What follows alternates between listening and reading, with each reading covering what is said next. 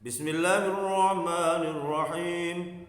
Qala al-muallif rahimahullahu ta'ala nafa'ana bi'ulumihi wa amadana bi asrarihi wa adalaina min barakatihi amin ya rabbal alamin. Wa syaraitu wujubi siyami salasatu asya'a wa fi ba'din nusakhi arba'atu asya'a al-islamu wal bulugu wal aqlu wal qudratu 'ala as-shaum. Pada kesempatan kali ini akan menerangkan tentang syarat wajibnya puasa. Karena dalam Al-Quran, dalam surat Al-Baqarah ayat 183 yang artinya Allah memanggil kepada orang-orang yang beriman, memperingatkan kepada orang yang beriman harus melaksanakan ibadah puasa. Ya ayyuhallazina amanu kutiba alaikumusiyam. Wahai orang-orang yang beriman, diwajibkan atasmu berpuasa. Nah, lalu siapa saja orang-orang yang beriman yang harus melaksanakan ibadah puasa? Penjelasan dalam kitab Bajuri Ibnu Qasim di sini terangkan ada 4 syarat wajibnya puasa. Kalau ada yang mengatakan 3 bisa. Kenapa? Karena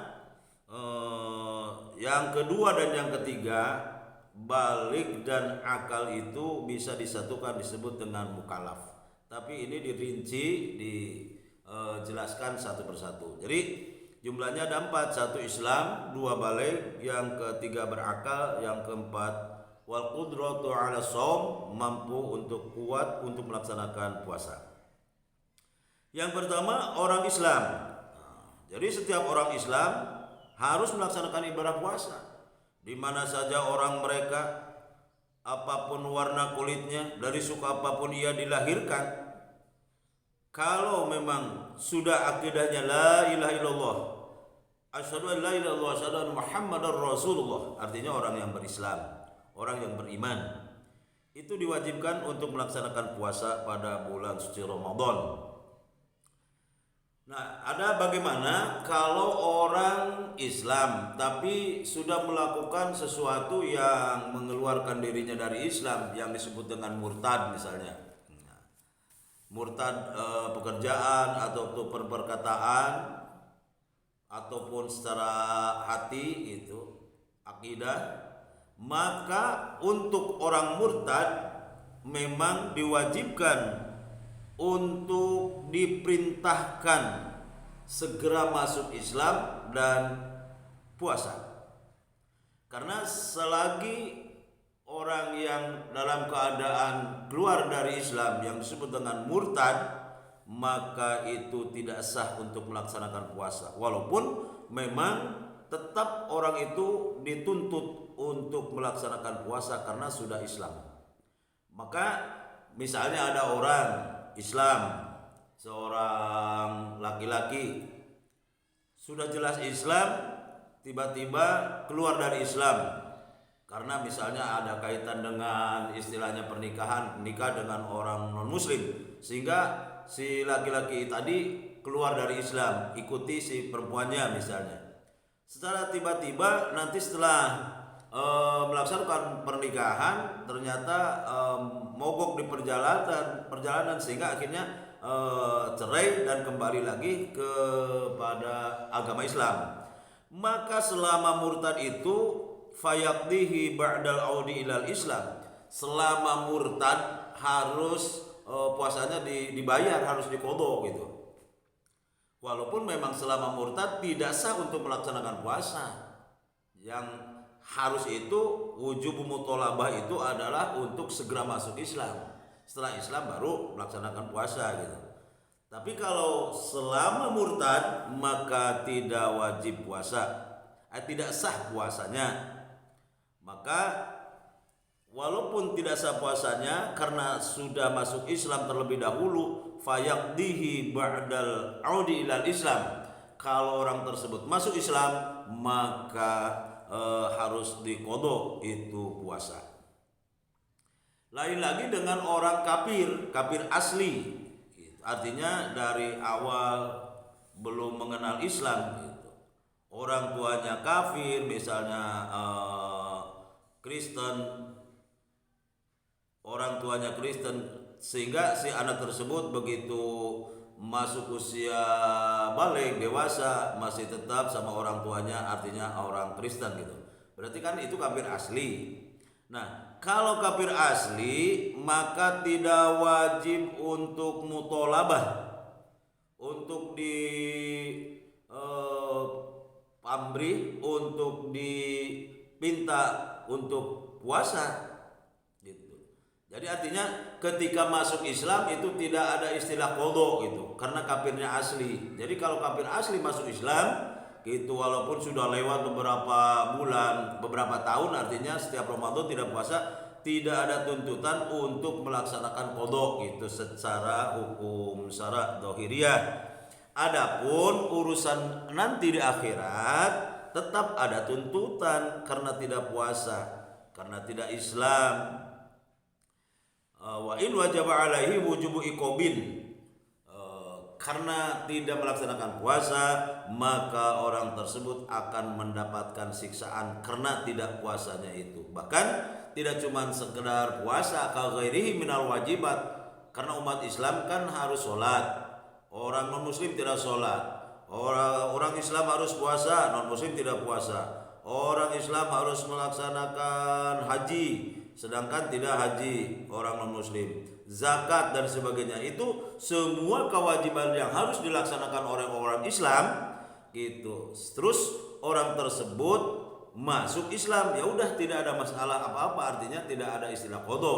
Tapi walaupun begitu tetap nanti di akhir ada kalaupun masuk Islam maka betul orang tersebut tidak untuk dituntut melaksanakan qadha gitu. Nah, tapi kalau orang tersebut tidak masuk Islam sampai akhir hayatnya, maka nanti di akhirat akan ada siksaan wujubu iqobatin, karena tidak puasanya ini siksaannya, karena tidak sholatnya ini siksaannya, karena tidak zakatnya ini siksaannya, tidak haji dan seterusnya. Maka ada keterangan wujubu iqobatin ka ghairi minal wajibat. Jadi berarti kalau orangnya Islam itu wajib puasa pada bulan suci Ramadan. Yang kedua yaitu baligh wal bulughu.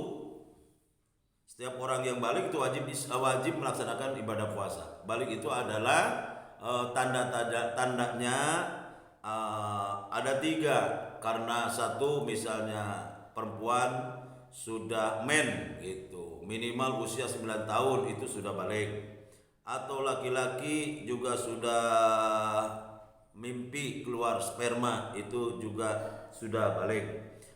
Kalau yang 2 itu belum ada ciri-ciri tanda-tanda, terakhir yaitu memasuki usia baligh adalah 15 tahun, tapi 15 tahun itu menurut yaitu waktu atau bulan, yaitu bulan Hijriah bukan bulan Masehi, tahun Hijriah bukan tahun Masehi. Jadi ada kemungkinan kalau menurut hitungan tahun, bilangan tahun Masehi, orang tersebut belum pas 15 tahun, tapi kalau menurut hitungan Hijriah itu sudah ada.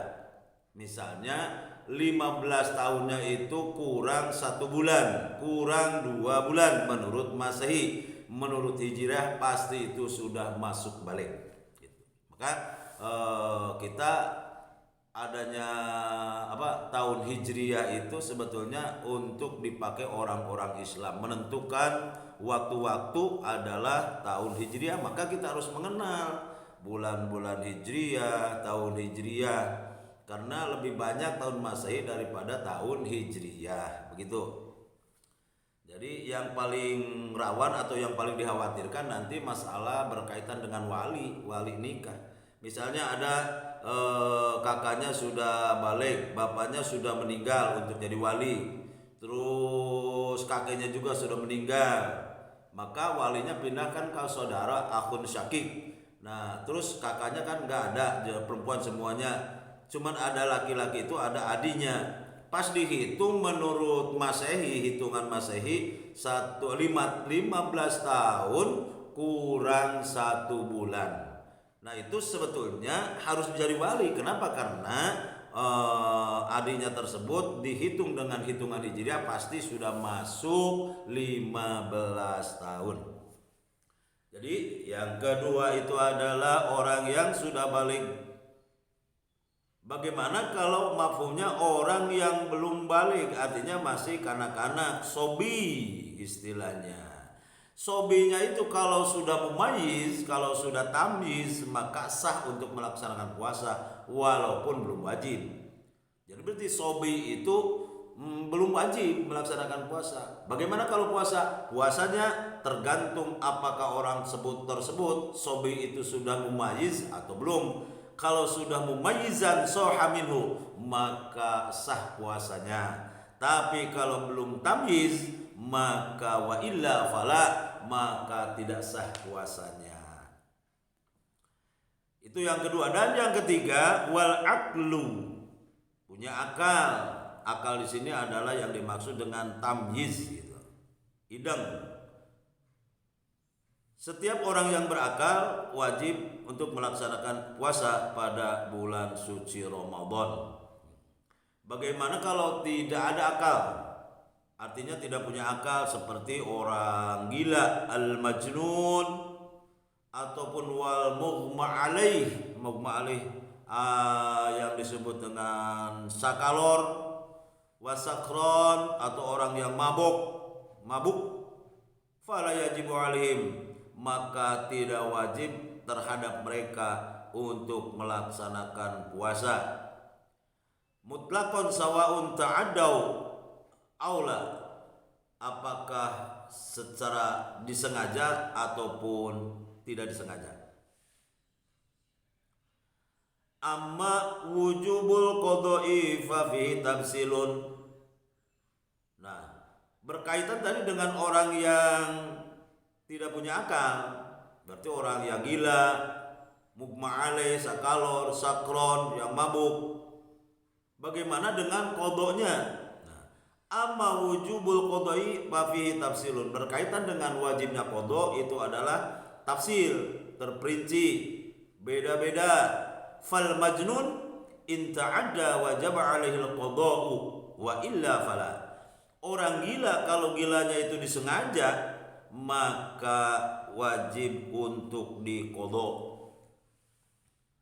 Gilanya itu disengaja karena melakukan apalah misalnya, sehingga akhirnya orang tersebut jadi gila gitu, maka itu wajib diqadha. Kalau tidak disengaja, artinya secara tiba-tiba, maka orang tersebut, orang yang gila itu tidak dituntut untuk melaksanakan qadha. Wa kadza as-sakran 'alal mu'tamad. Begitu pula orang yang mabuk menurut qaul mu'tamad, seperti tadi orang yang majnun.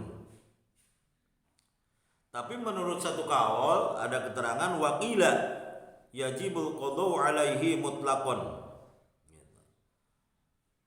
Gila, tapi di sini kan keterangannya kaulnya lemah. Kenapa di sini? Karena ada kata atau keterangannya dipasang dengan lafaz gila, fi'il madhi mabni majhul. Jadi fa'ilnya dibuang.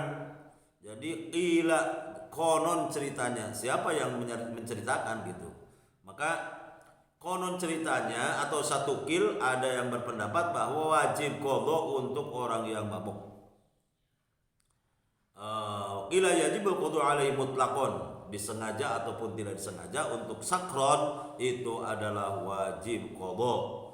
Adapun mughma alaih yang ayan ataupun sakalor, maka wajib qadha wa illam yata'adda, walaupun tidak disengaja. Jadi selama misalnya pada bulan Ramadan terjadi sakron, ayan, istilahnya ayan itu sakalor gitu, sehingga pada bulan Ramadan tidak puasa karena sakalor, karena sakron, maka itu nanti di bulan Syawal kalau memang diberikan kesehatan, artinya sehat kembali, itu maka wajib qadha, disengaja ataupun tidak sengaja. Adapun berkaitan dengan qada tadi nyentil mengenai masalah sholat.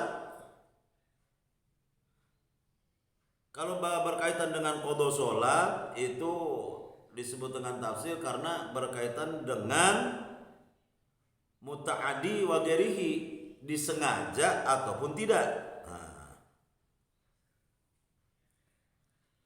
Wa inna ma wajaba shaumu 'alan naim liqani ahlan lil ibadah dan seterusnya.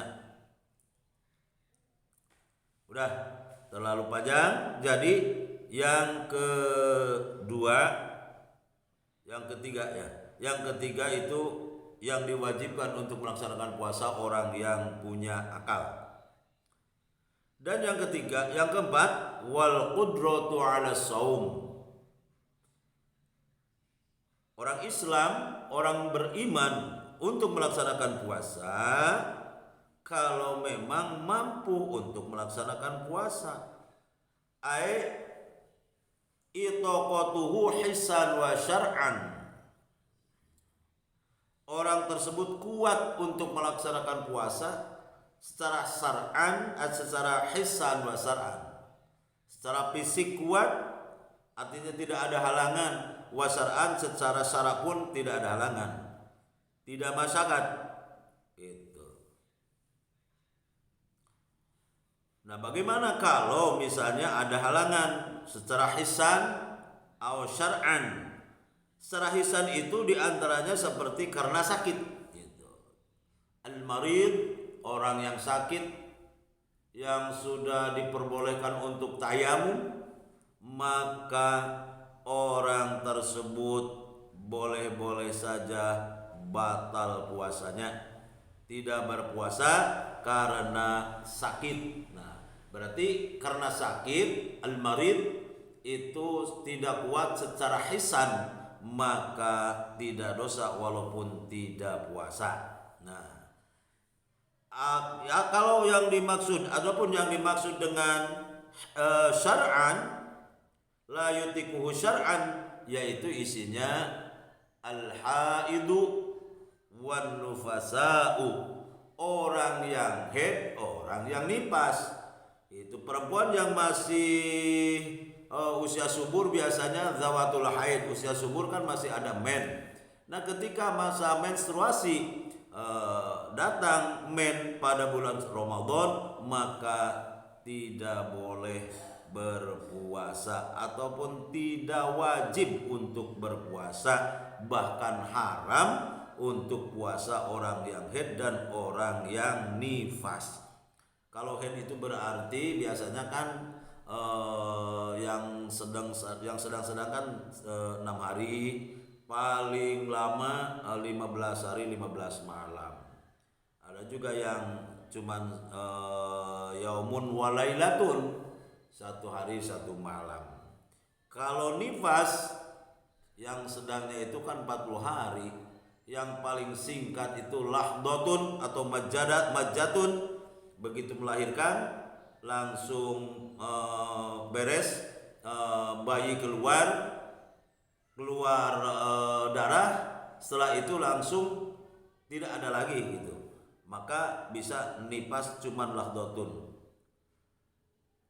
Yang sedang-sedangnya biasanya kan 40 hari. Yang paling panjang 60 harinya. Ini kalau misalnya bulan puasa atau misalnya gitu bulan Syaban tanggal 20, wah itu full pasti. Kalau nipasnya 40 hari berarti pada bulan Ramadan tidak pernah puasa. Jadi memang itu harus batal, tidak boleh puasa. Karena tidak kuatnya itu secara syar'an, artinya ada halangan secara syara gitu.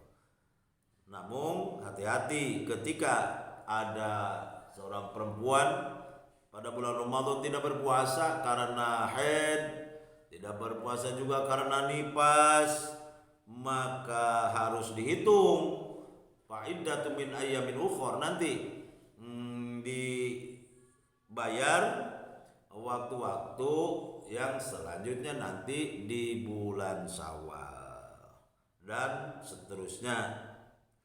Kalau tidak qada atau belum qadha sampai datang Ramadan, maka itu harus ada fidyah. Itu merupakan dendaan. Kenapa udah datang lagi bulan Ramadan tapi belum bayar Ramadan kemarin, maka 1 hari dihitung harus mengeluarkan dendaan, yaitu 1 mud. Itu. Maka kalau kita misalnya punya qadha sedangkan sudah posisi ada di bulan Sya'ban, nisful akhir.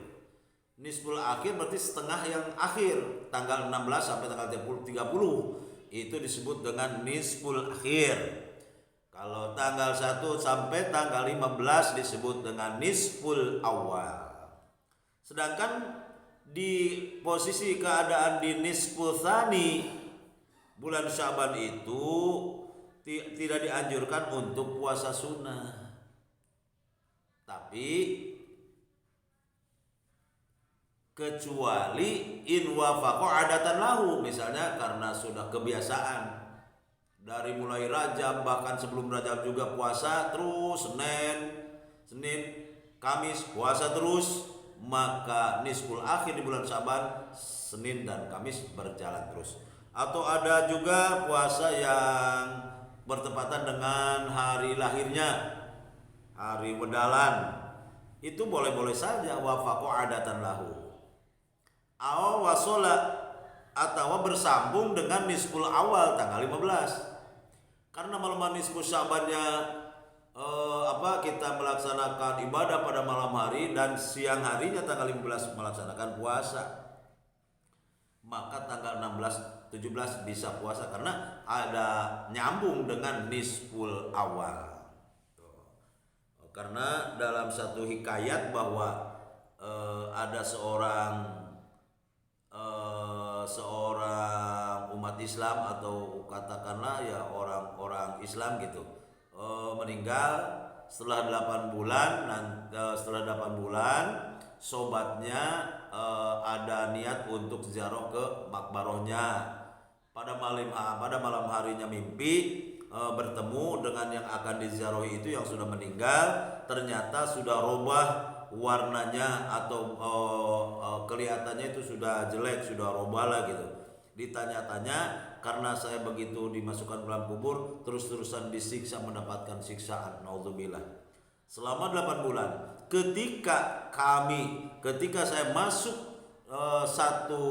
tanggal 1 bulan Sya'ban, Allah mengampuni dosa. Akhirnya malaikat Jabaniyah yang menyiksa kami diberhentikan oleh Allah Subhanahu wa taala. Udah tidak usah disiksa lagi. Kenapa? Kata para malaikat ke malaikat, ya Allah, memang kenapa tidak boleh atau sekarang harus diberhentikan siksanya? Maka karena ini orang pernah puasa 1 hari di bulan Sya'ban, pernah melek beribadah di malam harinya, semalam suntuk ibadah dan siangnya puasa. Ada kemungkinan nisfu Sya'ban, pada nisfu Sya'ban itu. Maka jadi berarti kalau nisfu Sya'ban hari tanggal 15 puasa, maka wasol dengan 16 boleh-boleh saja. Kecuali puasanya itu puasa kifarat, puasa nazar, puasa qadha, itu mah boleh-boleh saja. Seperti tadi, karena sakit pada bulan misalnya Syawal harusnya puasa tuh, nantilah Syawal Hafid, Raya Gum dan seterusnya, ternyata bulan Sya'ban sudah datang belum qadha juga. Bahkan di bulan Sya'bannya juga sudah posisi ada di nisful akhir, maka itu boleh-boleh saja, bahkan harus wajib melaksanakan qadha puasa itu, karena anfaridotin, kecuali puasa fardu seperti qadha, au nadrin, ataupun sholat ataupun puasa nadar, karena ada janji terus berhasil, maka wajib puasa. Sedangkan posisinya ada di nisful akhir bulan Sya'ban, boleh-boleh saja. Ataupun kifarat gitu. Puasa kifarat boleh-boleh saja. Seperti ada karena kifarat yamin misalnya. Kifarat yamin, kifarat yang melanggar sumpah, maka itu ada dendaan. Yang pertama, itqu raqabatin mu'minatin salimatin minal uyub. Jadi harus merdekakan amat yang sehat, terus selamat dari sakit dan lain sebagainya. Kalau tidak mampu, maka untuk melaksanakan sedekah kepada 10 fakir miskin. Makanan pokok kalau di kita berarti beras ya, beras 10 orang. Kalau tidak mampu, membeli pakaian kiswatuhum ala asyarati masakin, membeli pakaian yang baru disedekahkan kepada orang fakir miskin 10 orang. Tidak mampu itu, maka akhirnya melaksanakan puasa salah satu ayam. Harus puasa 3 hari. Sedangkan untuk akan melaksanakan puasa kifarat itu tepat adanya pada posisi nisful akhir min Sya'ban, itu boleh-boleh saja. Nah, jadi berarti kesimpulannya bahwa yang diwajibkan untuk melaksanakan puasa itu yang pertama, orangnya harus Islam. Kalau kita merasa Islam, orang yang mukmin, maka wajib melaksanakan puasa pada bulan suci Ramadan. Dan yang kedua, bulug, artinya sudah balik. Yang ketiga, punya akal. Dan yang keempat, mampu puasa, kuat puasa secara hisan wa syar'an, maka itu wajib puasa. Jadi kalau misalnya orangnya tidak Islam tapi bukan murtad seperti kafir asli, tidak diwajibkan untuk berpuasa. Bagaimana orangnya belum balik, berarti tidak diwajibkan puasa, walaupun anak masih kecil bisa sah kalau memang sudah tamyiz. Berakal juga, kalau tidak akal seperti orang yang gila itu tidak wajib puasa. Dan yang keempat, yang kuat untuk melaksanakan puasa. Mudah-mudahan bermanfaat kepada kita sekalian. Kebetulan siap siaga kita akan menghadapi bulan suci Ramadan, bulan yang mulia. Bahkan bulan Ramadan disebut dengan bulan puasa karena pada bulan Ramadan kita diwajibkan untuk melaksanakan puasa. Jadi disebut dengan syahrus syiyam. Bahkan juga ada kelebihan pada bulan Ramadan. Alhamdulillah umat Islam ramai di mana-mana, di rumah, di masjid, di musola, membacakan Al-Quran, tadarus Al-Quran. Maka ada yang mengatakan bahwa bulan Ramadan adalah syahrul Quran. Disebut juga dengan syahrul qiyam, bulan yang kita beribadah pada malam hari. Dan juga syahrul kiram, yang mulia atau al-azim. Marhaban ya Ramadan, marhaban syahrul siyam, marhaban syahrul Quran, marhaban syahrul qiyam, marhaban ya Ramadan, marhaban syahrul kiram, nas'alullah rahmatan ala dawam. Amin ya rabbal alamin. Wassalamualaikum warahmatullahi wabarakatuh.